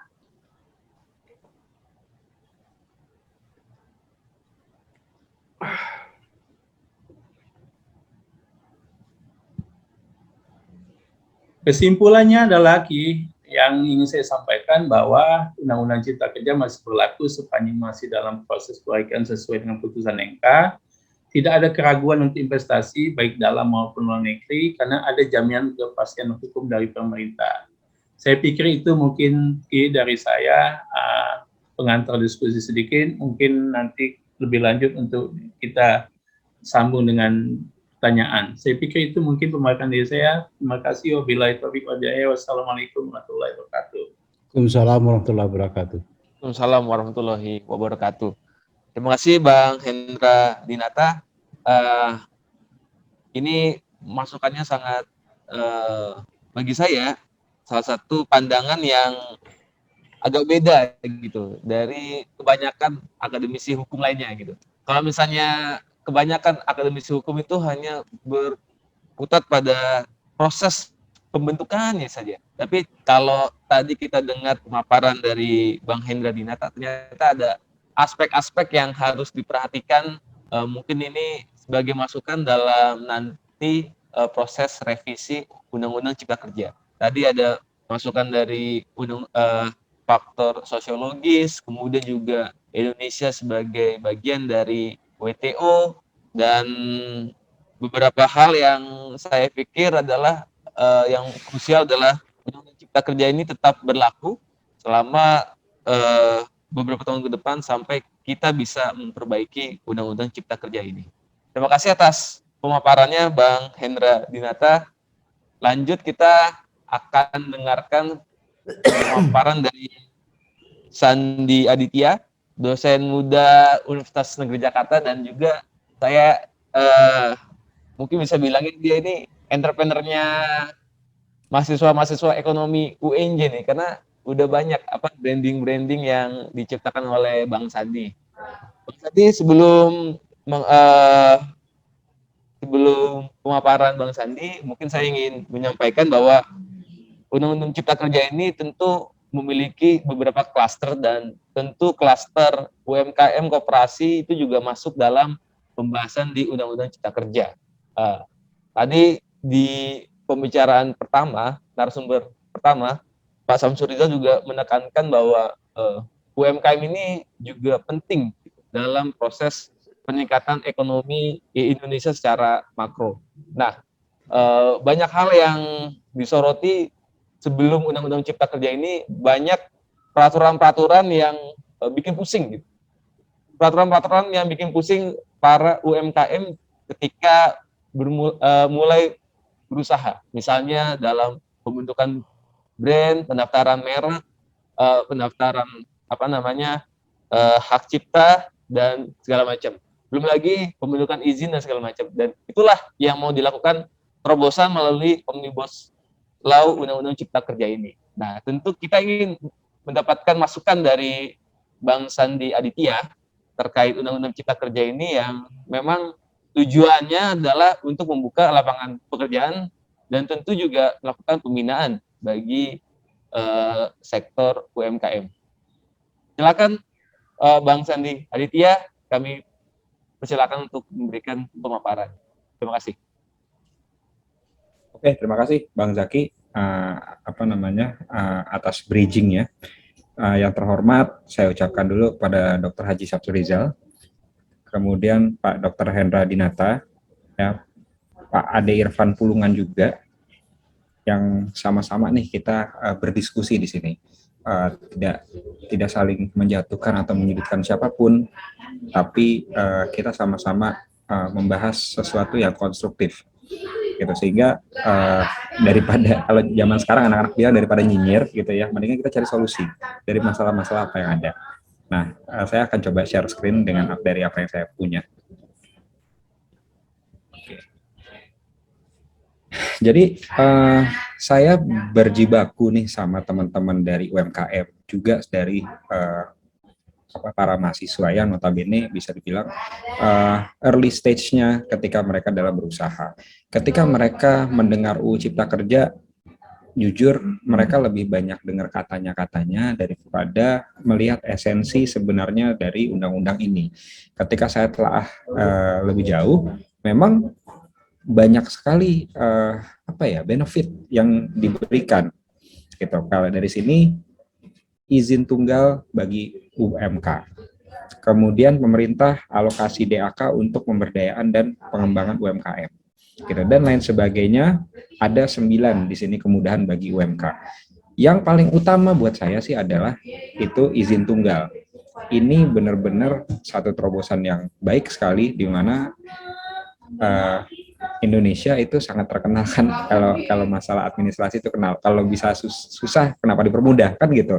Mindsetnya udah seperti itu. Tapi sekarang dengan adanya izin tunggal ini sangat-sangat membantu. Gitu. Sebelum kita lanjut, saya mungkin akan cerita kondisi teknisnya saat ini ya, gimana kita sekarang harus memaksa diri untuk melek teknologi. Nggak boleh ada yang bilang saya gaptek. Ketika dibilang saya gaptek tuh pasti ada mental block di sana. Gitu. Jadi pengusaha-pengusaha sekarang itu harus melek teknologi. Apalagi mahasiswa, di mana notabene mereka adalah generation Z. Gitu. Jadi teknologi itu sudah menjadi native buat mereka, sudah menjadi kebiasaan. Nah, findings berikutnya adalah ternyata mayoritas mahasiswa sekarang ingin menjadi wirausaha. Paling tidak mereka ingin punya usaha setelah mereka settle dengan pekerjaan profesionalnya. Gitu, itu fakta. Gitu. Nah, kemudian ketika lagi menggebu-gebu hasrat ingin berwirausaha, datanglah pandemi, di mana sebenarnya bukan penghambat pergerakan ya, tapi lebih kepada lebih mengkurasi ide-ide yang ada. Ide-ide yang ada sekarang itu harus agile, harus bisa diterapkan secara online gitu, dan bisa tahan banting terhadap pandemi, harus seperti itu. Jadi ide-ide konservatif, ide-ide konvensional itu sudah mulai nggak kena sama era sekarang. Kemudian Industrial Revolution 4.0, kita sudah lihat teknologi di sekitar kita itu sudah di mana-mana dan sangat digunakan sekali. Gitu. Habis itu jangan lupa juga yang sedang dialami sekarang dan makin booming di depan adalah Society 5.0. Apa sih Society 5.0 itu? Adalah di mana antar manusia itu bisa saling membantu. Gitu. Jadi dijembatani oleh teknologi yang ada sekarang. Bayangkan kita sekarang sudah bisa mempunyai teman tidak hanya di sekitaran kota kita, tidak hanya dari negara, bahkan dari luar negara. Nggak cuma teman, tapi kita sekarang sudah bisa bekerja bareng. Gitu. Saya pernah bekerja bareng sama teman-teman dari Meksiko, dari China, tanpa pernah ketemu mukanya. Dan kita generate profit di sana. Gitu. Jadi inilah kondisi saat ini. Gitu. Kalau dari skupnya saya kecilin, sebagai satu contoh, di Universitas Negeri Jakarta itu, program wirausaha terus dilaksanakan. Pelatihan-pelatihan kepada mahasiswa agar bisa mendapatkan pengalaman berwirausaha itu kita galakkan terus. Gitu. Sehingga ide-ide awal itu bisa diseleksi dengan baik oleh tim di universitas agar nanti bisa dikembangkan. Berikut adalah skala peningkatan dari jumlah mahasiswa berwirausaha. Tapi bisa dilihat sekarang itu ketika diminta 1% mahasiswa dalam satu universitas itu berwirausaha, kita tuh bisa dibilang masih jauh. Gampangnya adalah hitungannya mahasiswa UNJ kalau dari D3 dan S1 itu total 28.000, berarti 1%-nya itu berarti sekitar 2.800 gitu kan, 10%-nya. Nah, itu masih agak jauh. Sorry, tadi bukan 1%, tapi 10%-nya. Gitu, masih agak jauh.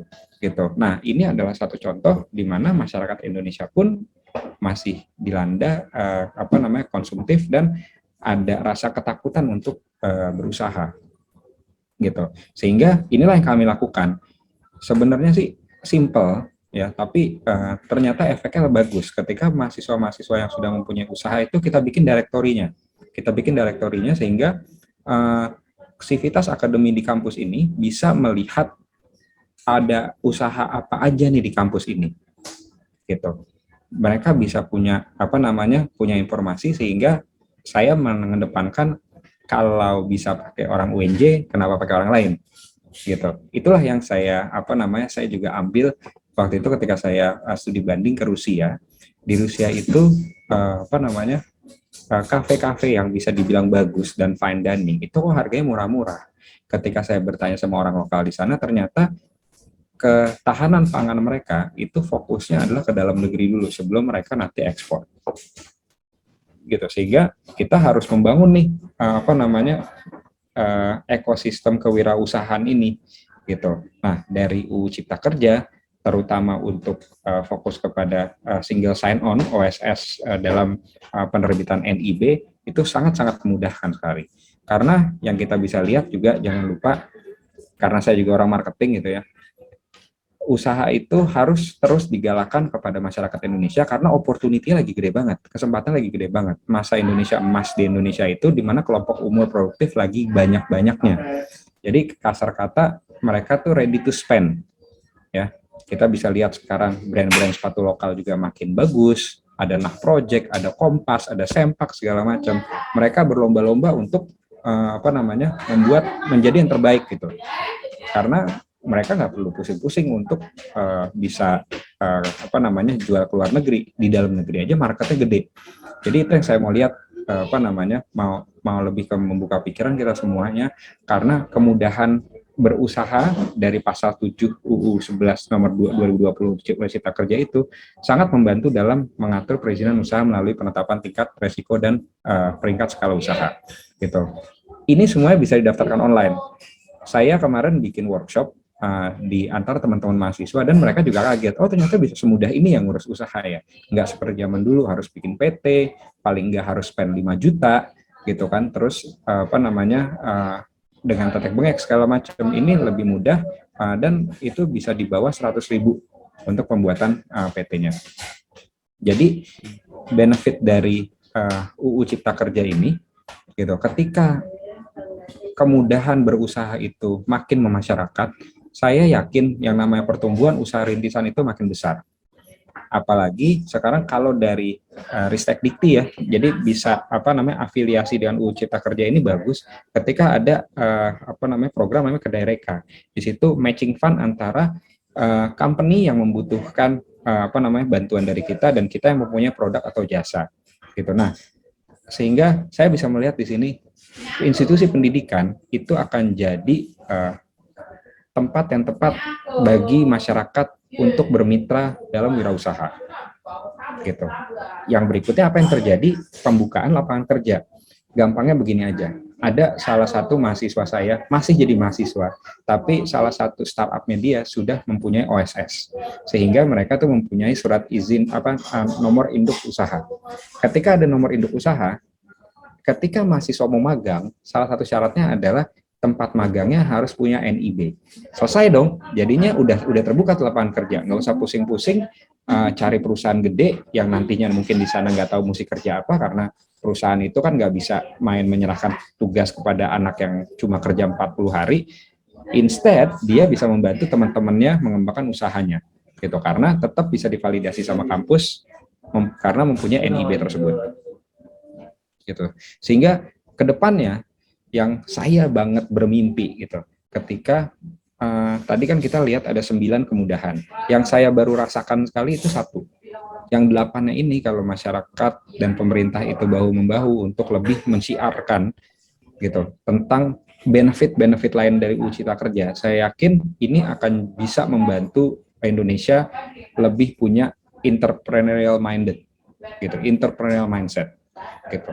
Kemudian, yes, kita tahu yang namanya undang-undang tadi sudah dibilang kalau ini salah satu terobosan paling hebat yang pernah dibuat, gitu. Yes, memang, tapi yang namanya manusia pasti punya trial and error, pasti ada errornya, gitu. Marilah kita saling jaga, saling lihat, gitu. Gak usah saling menyalahkan, tapi konstruktif aja.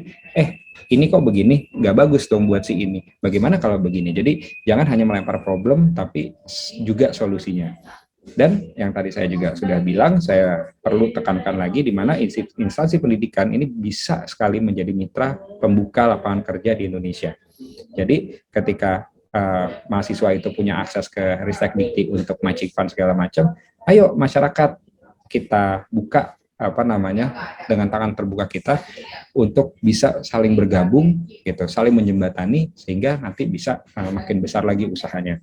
Jadi dari saya sih tidak ada kata lain selain mendukung undang-undang ini. Yang penting lagi-lagi kita harus saling jaga gitu. Jangan sampai kita nyebuntung juga gitu. Kalau bisa kita harus untung. Sayang kalau Indonesia udah mempunyai market yang sangat besar ini, ya akhirnya cuma jadi ladang konsumtif aja. Paling tidak ekosistemnya di dalam negeri ini bisa terus bergerak. Nah, kira-kira dari saya pengantarnya itu, nanti kita bisa berdiskusi selanjutnya. Terima kasih, mohon maaf kalau ada salah. Assalamualaikum warahmatullahi wabarakatuh. Ya. Waalaikumsalam warahmatullahi wabarakatuh. Terima kasih pemaparannya dari Bang Sandi Aditya. Saya mendapatkan perspektif baru terkait Undang-Undang Cipta Kerja berbasis UMKM yang dibina oleh perguruan tinggi atau universitas. Karena ya mau bagaimanapun tenaga kerja kita itu nanti diarahkan sebagai tenaga kerja yang profesional, dan tentu lembaga pendidikan yang bisa melaksanakan hal itu adalah perguruan tinggi, ya bisa universitas, bisa institut, dan juga bisa sekolah tinggi. Maka memang sangat penting proses inkubasi wirausaha di kampus-kampus supaya pasca mereka lulus atau sudah menjadi alumni, sudah punya basic menjadi entrepreneur, menjadi wirausaha yang sudah punya OSS yang tadi Pak Sandi sampaikan. Terima kasih Bang Sandi Aditya atas pemaparannya. Sekedar informasi, memang Bang Ade Irfan Pulungan tadi menyampaikan izin masih rapat pimpinan di kantor staf presiden dan belum bisa bergabung sampai saat ini. Tapi mari kita buka sesi diskusi di webinar kali ini untuk para peserta yang ingin bertanya bisa mengaktifkan fitur raise hand ataupun chat kepada moderator. Silakan untuk para peserta, jika ingin ada yang ditanyakan, tolong aktifkan fitur raise hand-nya.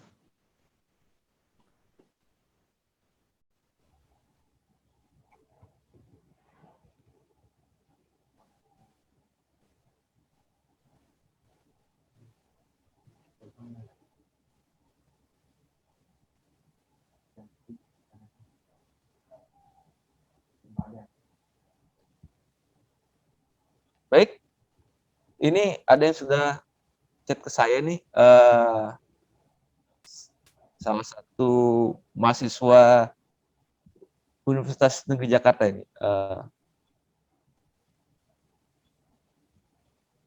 Ya, ini sahabat Farhan Nugraha, ini tadi chat secara pribadi kepada moderator dan ingin menyampaikan pertanyaan kepada para narasumber. Mungkin bisa saya bacakan saja. Untuk Pak Samsul Rizal dan juga Pak Hendra Dinata yang terhormat, terkait putusan Mahkamah Konstitusi terhadap Undang-Undang Cipta Kerja, ini lebih menitik beratkan kepada aspek partisipasi publik. Maka bagaimana langkah berikutnya dalam penyempurnaan Undang-Undang Cipta Kerja pada tahun 2002 sampai 2023 yang akan datang, proses partisipasi publik yang diharapkan bisa lebih terbuka kepada masyarakat. Karena pada amar putusan lebih dianggap tidak terlalu substansial, begitu. Itu pertanyaan dari Pak Mas Farhan dari Universitas Negeri Jakarta. Ada lagi yang present?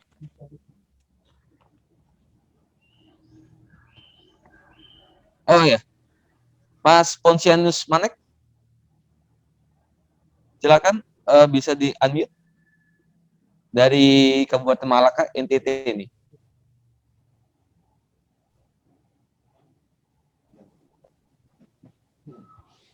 Ya, di unmute Pak.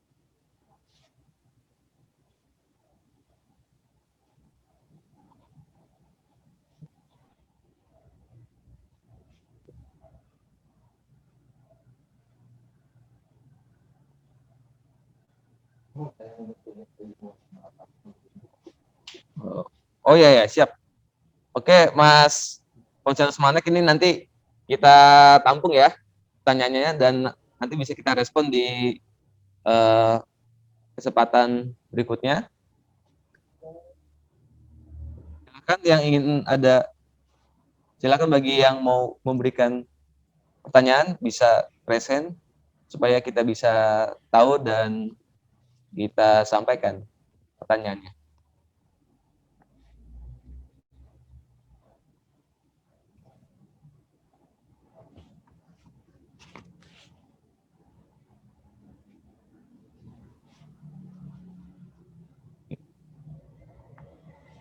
Baik, sambil menunggu pertanyaan berikutnya, mungkin bisa direspon ini Pak Samsul Rizal dan Pak Hendra Dinata terkait partisipasi publik yang nanti akan dilakukan oleh Balek ini, bagaimana Pak supaya tidak ada kisruh-kisruh lagi terkait ada kelompok yang tidak diundang, misalnya buruh tidak diundang, ada kelompok UMKM tidak diundang, akhirnya nanti menimbulkan penyebaran isu-isu yang kurang baik lagi ini Pak.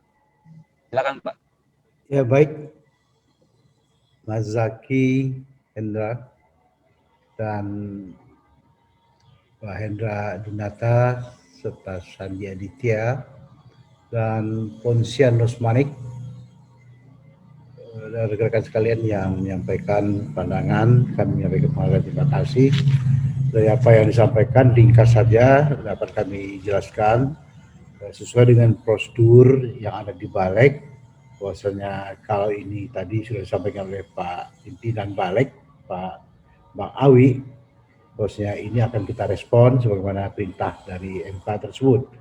Yang jelas kita pihak DPR RI dalam ini Badan Legislasi DPR RI akan merespon apa yang dituntut oleh pihak MK untuk segera melakukan perbaikan-perbaikan dari apa yang diisukan untuk dirubah.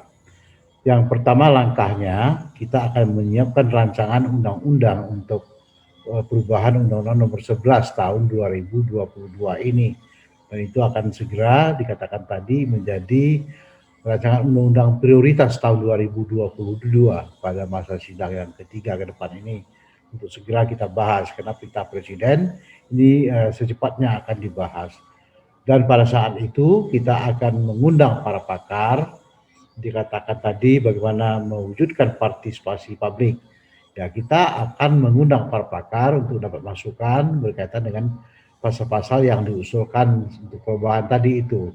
Misalnya pasal 59, pasal 77, pasal 91, pasal 81, pasal 88, ya kita mintakan pandangan para pakar itu. Kemudian kita juga menghadirkan pihak-pihak yang terkait dengan ini untuk hadir bersama-sama. Yang jelas kita tetap menggunakan TV Parlemen sebagai sarana untuk ini dipublikasikan ke pihak yang lebih luas, ke masyarakat yang lebih luas.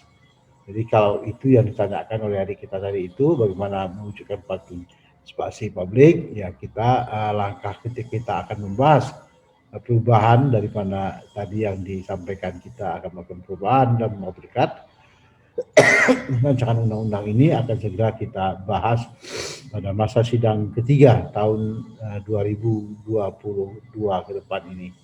Nah, ini merupakan langkah kita undang pakar, kemudian kita undang para tokoh masyarakat lainnya, kita juga undang para wartawan untuk betul bisa memahami apa yang kita lakukan ke depan. Saya kira mungkin untuk meningkatkan partisipasi publik, saya kira itu secara teknis itu kita kembalikan kepada pembahasan undang-undangnya. Demikian Pak Zaki, terima kasih. Assalamualaikum warahmatullahi wabarakatuh. Ya, terima kasih Pak Samsul Rizal. Mungkin Bang Hendra Dinata mau kasih tambahan ini terkait partisipasi publik ya. Ya kita ketahui memang banyak kalangan pers, kalangan LSM juga menitik beratkan pada partisipasi publik ini. Partisipasi publik dianggap kurang baik dalam pembahasan Undang-Undang Cipta Kerja. Bahkan ada pernyataan beberapa awak media itu menyatakan bahwa undang-undang ini disahkannya malam-malam sengaja supaya tidak diketahui oleh publik gitu. Mungkin bisa kasih tanggapan ini terkait partisipasi publik supaya undang-undang ini bisa secara bersama-sama bisa diawasi oleh seluruh elemen masyarakat. Baik, terima kasih Mas Jaki. Memang ini undang-undang ini kan memang cukup seksi ya kalau bicara isunya ya. Artinya memang pro dan kontra itulah ada dinamika ya kan. Nah, tadi ada penekanan saya menjadi prioritas itu ada 3 aspek. Yang mungkin aspek sosiologisnya belum begitu terpenuhi gitu, sehingga masih banyak partisipasi publik itu tidak terakomodir di pada undang-undang ini tentang masukan dan inputnya.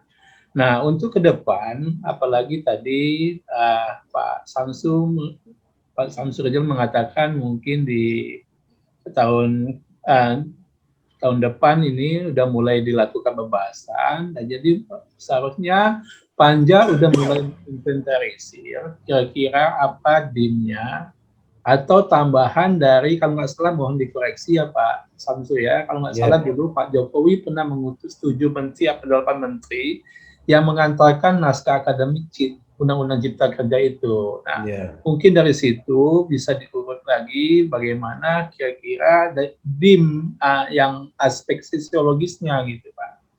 Mungkin bisa itu, karena hal ini penting, karena masyarakat ini bagian dari stakeholder lahirnya sebuah undang-undang. Jadi sangat penting sekali, ini bagian dari responsifnya DPR. Saya pikir itu mungkin Pak Mas Zaki, penjelasan dari saya. Ya, siap Bang Hendra. Mungkin Bang Sandi terkait partisipasi publik, apa perlu juga nih kita undang mahasiswa-mahasiswa biar tidak terlalu banyak misleading information. Memang ya. Pandangannya Bang Sandi itu kayaknya ngelihat Undang-Undang Cipta Kerja ini bagus dalam pengembangan berwirausaha atau pandangannya anak-anak BEM ini, anak mahasiswa di bawah naungan Pak Sandi kayaknya keras gitu. Oke. Kalau saya sih kepada teman-teman itu lebih kepada sebelum kita bereaksi negatif, kita reaksi positif dulu gitu sampai maksimal. Bisa diapain nih gitu kan, apa yang diberikan pemerintah, apa yang dibuat pemerintah bisa diapain gitu. Kalau memang ada benefit di sana, ayo kita maksimalkan.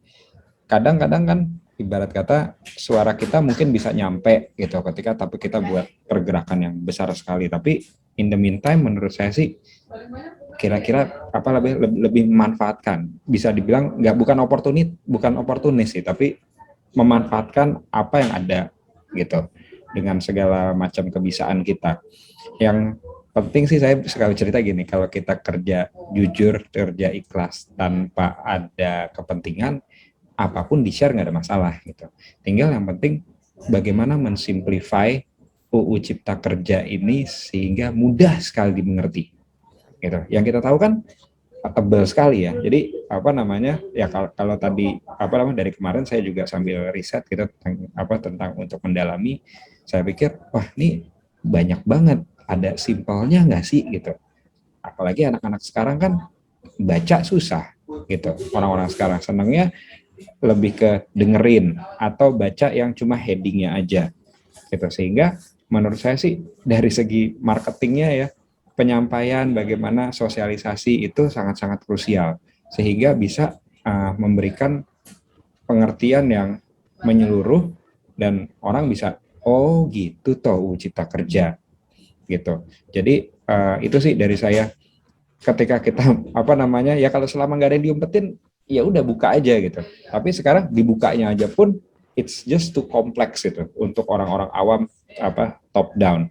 Jadi butuh memang disimplify sih untuk penyampaiannya. Kurang lebih dari saya itu. Ya baik. Terima kasih Bang Sandi atas tanggapannya. Ini sama-sama. Ada yang chat kepada moderator dari namanya Cecep Agus.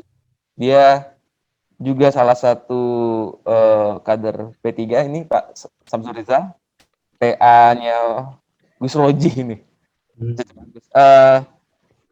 Mas Cecep ini menanyakan bahwa saat ini Undang-Undang Cipta Kerja kan memang ditangguhkan sementara oleh Mahkamah Konstitusi.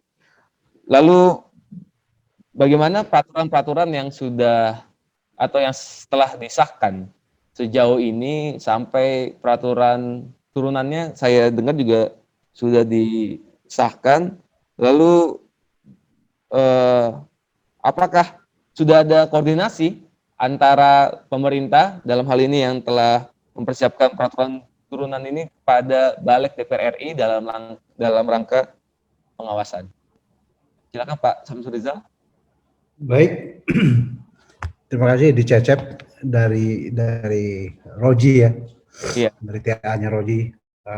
Pintas dapat kami jelaskan secara teknis bahwasanya memang sudah ada perintah dari MK, bahwasanya sementara ini untuk untuk tidak dibenarkan membuat petunjuk-petunjuk teknis sepanjang belum ada perbaikan-perbaikan yang berkaitan dengan dimintakan oleh MK tinjauan-tinjauan pandangan secara juris formil tadi yang dikatakan oleh MK. Sudah ada juga beberapa kementerian membuat aturan-aturan itu yang barangkali ditanyakan oleh adik kita tadi Cecep. Seperti yang kita ketahui bahwasanya di dalam itu ada pembahasan tentang pertanahan, bahkan sudah ada badan bank tanah namanya. Jadi untuk tanah itu ada badan bank tanah. Dan kebetulan kami dari Komisi 2 membahas tentang bank tanah itu. Artinya ini semua digunakan untuk memberi peluang kepada pihak pengusaha agar mereka tahu kira-kira persoalan pertanahan yang bisa digunakan untuk menjadi tempat-tempat duduknya dalam usaha mereka. Nah, ini dikaitkan dengan peraturan tata ruang, sebagaimana diatur dalam Undang-Undang Tata Ruang, Undang-Undang Nomor 26 Tahun 2007 tentang penataan ruang, dan itu juga yang berkaitan dengan rencana detail tata ruang. Dan dalam undang-undang itu pihak pertanahan sudah mengeluarkan peraturan yang berkaitan dengan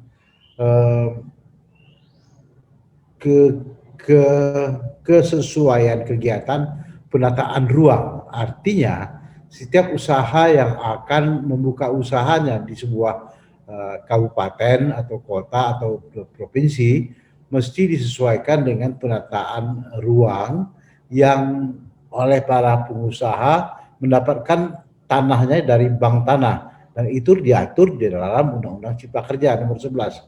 Pengaturan yang demikian detail ini menggambarkan kepada kita, dan kita ketika itu berpikir bagaimana rumitnya ke depan itu dan bagaimana kita mesti menyiapkan peraturan perundangan yang berkaitan dengan penataan ruang tadi itu. Jadi tak bisa para pengusaha itu sembarangan tanpa izin dari pemerintah melanggar tata ruang yang sudah disiapkan rencana detail tata ruangnya. Jadi pemerintah provinsi, pemerintah kabupaten harus menyiapkan kesesuaian kegiatan penataan ruang itu dengan rencana detail tata ruang yang disiapkan oleh pihak pemerintah sesuai dengan undang penataan ruang. Nah, ini kami kaitkan dengan bagaimana peraturan-peraturan ini ke depan. Ya, saya kira ini tetap jalan karena memang tidak terkait dengan apa yang dengan menjadi tuntutan dari pihak MK, karena klasternya sudah masuk dalam klaster pertanahan.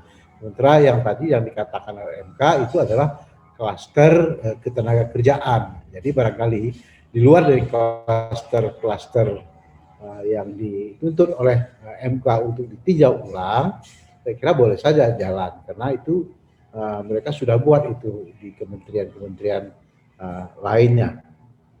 Jadi saya kira demikian Pak Zaki. Kalau saya menyimpulkan, sepanjang tidak terkait dengan klaster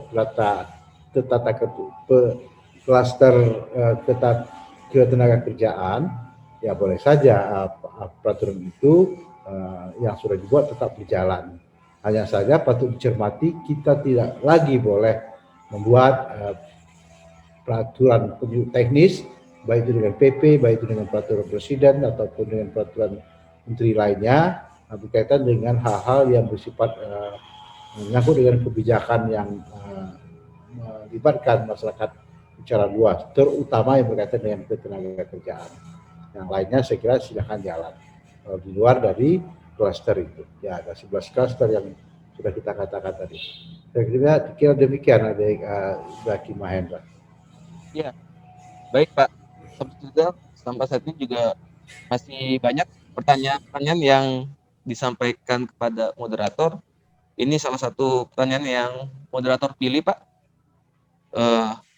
Dari Putut Taksono, mahasiswa sejarah, cuma dia nggak mencantumkan dari kampus mana, tapi begini Pak, pertanyaannya adalah terkait isu tanah adat yang bisa digunakan sebagai properti untuk produksi atau digunakan sebagai ladang investasi, apakah itu menjadi concern dari Undang-Undang Cipta Kerja ini? Mengingat dalam putusan Mahkamah Konstitusi itu diajukan oleh beberapa lembaga adat seperti lembaga adat Minangkabau dan lainnya. Mungkin ini bisa dibantu Pak Samsur Rizal bisa menjawab persoalan tanah adat, dan mungkin juga Bang Hendra Dinata dari akademisi hukum melihat persoalan tanah adat ini dari perspektif hukum seperti apa. Mungkin Bang Hendra Dinata dulu kali ya. Ya, silakan.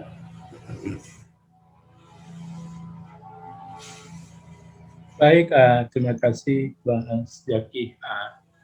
Memang persoalan tanah adat ini kan cukup pelik ya, hanya satu yang menjadi tantangan ke depan ya kan, khususnya untuk Sumatera Barat ya. Tapi sepanjang itu dimanfaatkan untuk kemaslahatan halayak banyak, itu bisa dimungkinkan. Saya ambil contoh misalnya kayak ini ya, semen Padang itu kan tanah adat itu ya. Nah, itu jadi peruntukannya jelas bagaimana untuk alokasi ke masyarakat sekitar, pemerintah daerah, artinya sepanjang dia untuk kemaslahatan yang halayak ramai, maka itu dibolehkan untuk kepentingan ekonomi gitu ya. Saya pikir itu mungkin sedikit gambaran dari perspektif hukum, Mas Jaki. Ya, baik. Mungkin bisa ditanggapi Pak Samsur Rizal, ini terkait tanah adat, dan juga yang mengajukan ke Mahkamah Konstitusi ternyata juga dari beberapa lembaga adat Minangkabau ini Pak. Ya, baik. Terima kasih Zaki, dan tentunya untuk Putut Harsono tadi ya. Iya, Putut ya. Pak. Putut tadi. Putut Taksono. Oh ya, baik. Baik, Putut ya. Di Badan Legislasi beberapa waktu yang lalu kita pernah membahas rancangan undang-undang masyarakat hukum adat namanya. Jadi undang-undang masyarakat hukum adat itu kita sangat hargai, yang keberadaannya itu hampir di banyak provinsi di Indonesia ini. Terutama tentunya masyarakat hukum adat itu adanya di Sumatera Barat, di Riau, di Papua, banyak sekali. Di Jawa Barat, di Kalimantan apalagi, saya kira masyarakat hukum adat itu banyak sekali jumlahnya. Dan ini dikaitkan juga dengan tanah adat sebagaimana ditanyakan tadi oleh Utut, dikaitkan dengan Undang-Undang Cipta Kerja. Kita membahas ini ketika itu bagaimana kita memberikan sentuhan pembangunan kepada masyarakat hukum adat itu yang secara umum dapat disimpulkan mereka itu berada pada daerah-daerah terpencil yang belum mendapat sentuhan pembangunan. Karena itu pada kawasan masyarakat hukum adat itu yang di dalam itu ada tanah-tanah adat, itu kita berikan peluang kepada daerah provinsi, pada daerah kabupaten untuk melakukan inventarisasi. Kemudian setelah itu tanah kawasan tersebut kita masukkan dalam prioritas dalam proses perencanaan pembangunan di tempat itu melalui musrenbang atau kegiatan apa-apa yang ada dilakukan oleh daerah itu. Di sana mereka diberikan hak untuk ikut menyusun tentang rencana pembangunan di kawasan itu, bila mana sudah mendapat masyarakat tanah adat itu sudah mendapat pengakuan dari negara, mereka adalah tanah masyarakat adat yang diberikan kesempatan kepada mereka untuk dibangun. Jadi itu perlu pengkajian pada beberapa tempat mengajukan usul untuk daerah mereka itu untuk dimasukkan dalam kawasan masyarakat adat yang sudah mendapat izin dari pihak pemerintah. Bila mana izin ini sudah dikeluarkan, maka mereka diwajibkan untuk ikut dalam proses musrenbang untuk diberikan peluang menyusun rencana pembangunan di daerah tersebut. Misalnya ya mulai dari pembangunan jalan, jembatan, sekolah, pendidikan, apapun pembangunan yang dilakukan di kabupaten tersebut atau di provinsi tersebut tidak boleh tidak mesti mengikut sertakan pada masyarakat kelompok adat tadi itu, masuk tanah adatnya. Dan kaitannya dengan investasi, kalau mereka sudah masuk dalam kawasan itu, kawasan masyarakat yang diberi izin masyarakat adat, saya kira tanah mereka bisa diperundingkan secara bersama-sama antara investor dengan masyarakat adatnya untuk dapat digunakan sebagai tempat usaha. Nah, tentunya prosesnya ini tetap mengacu kepada tata ruang, mengacu pada peraturan dari Kementerian Kehutanan dan Lingkungan Hidup dan peraturan lainnya. Jadi saya kira tidak tertutup kesimpulannya, peluang untuk mereka dijadikan tempat untuk berusaha dari para investor yang mau menanamkan modalnya. Bahkan masyarakat adat itu menghendaki mereka itu mau didatangi dan sudah termasuk dalam bank tanah yang akan menginventarisir berapa luas tanah yang bisa digunakan untuk investasi di tempat itu. Jadi ini sementara penjelasan dari kami Pak Adi Nazaki. Terima kasih.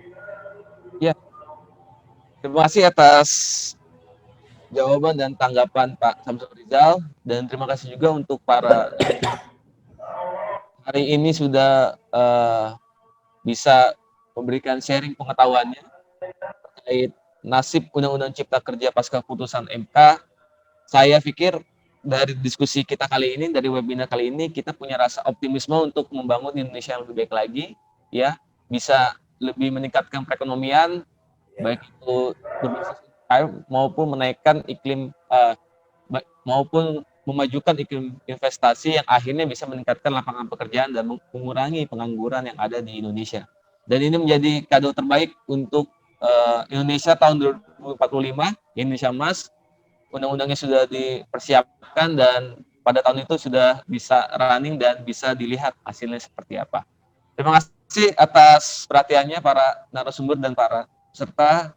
Sekali lagi saya sebagai moderator mengucapkan terima kasih dan mewakili pimpinan Pusat Generasi Muda Pembangunan Indonesia, kami mengucapkan terima kasih. Wassalamualaikum warahmatullahi wabarakatuh.